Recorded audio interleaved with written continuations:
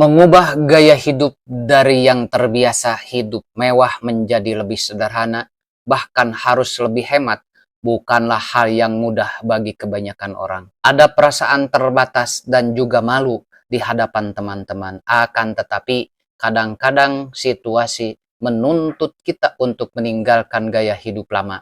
Kita harus belajar realistis, karena jika tidak, masalah keuangan yang lebih besar bisa menjadi sulit dihindari.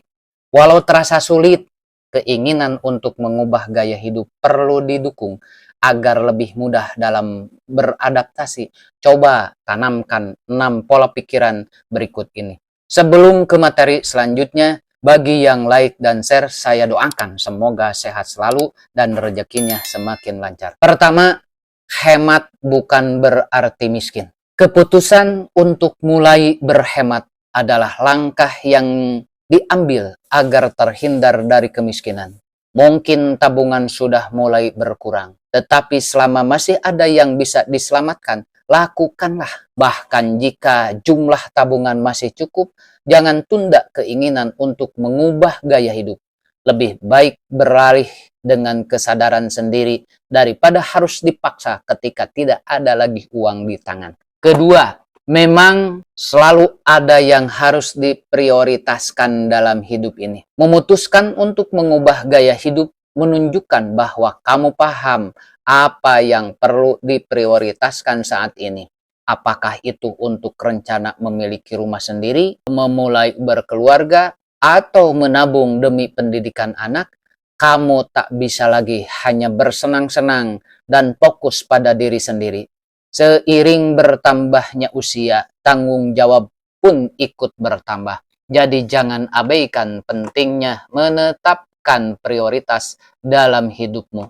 Ketiga, rasa malu hidup sederhana tak akan menyelamatkan dari masalah keuangan Anda. Jika perlu merasa malu, lebih baik malu ketika akhirnya terjebak dalam masalah keuangan yang sebenarnya masih bisa dicegah. Bayangkan apa yang orang pikirkan jika kamu yang dikenal dengan gaya hidup mewah tiba-tiba harus mencari pinjaman di sana-sini. Mampukah kamu menghadapi rasa malu yang jauh lebih besar itu? Rasa malu karena menurunkan gaya hidup jauh lebih ringan dengan menjalani hidup yang lebih sederhana. Kamu masih memiliki kendali penuh atas dirimu.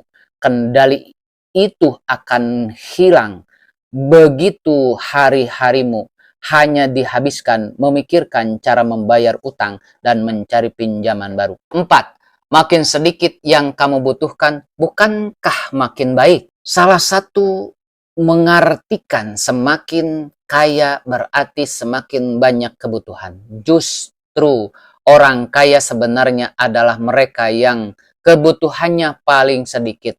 Bukan karena mereka sudah memiliki segalanya, tetapi karena mereka merasa cukup dengan apa yang mereka miliki. Dengan kebutuhan yang sedikit, kamu tak perlu repot-repot mengejar berbagai hal yang demi kepuasan pribadi. Kamu bisa lebih fokus pada hal-hal yang penting untuk masa depanmu dan bermanfaat bagi orang lain. Kelima, bekerja keras saja tak akan menutupi gaya hidup mewah. Masalah utama dari gaya hidup mewah adalah tidak adanya batasan. Ada saja hal yang lebih mewah di atas apa yang sudah dicapai. Seolah selalu ada tingkat berikutnya. Jadi, sampai kapan kamu akan terus mencari uang? Jika gaya hidup yang dikejar pun tidak ada ujungnya, jangan sampai kamu tergoda melakukan hal-hal negatif demi membiayai gaya hidup. Itu bukan jalan menuju kebahagiaan sejati. Hanya akan membuatmu menjadi budak gaya hidup.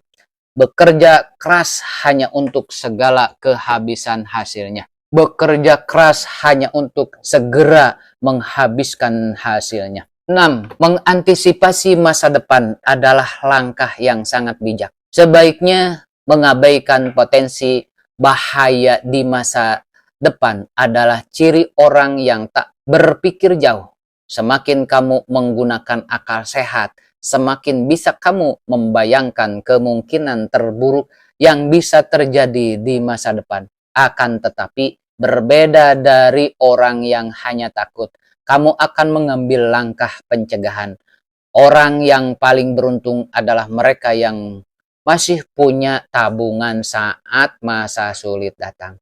Jika keenam pola pikir di atas sudah tertanam dalam diri, kamu akan lebih ringan menjalani perubahan gaya hidup. Proses ini bahkan akan memberi makna kehidupan dan kebahagiaan yang lebih mendalam.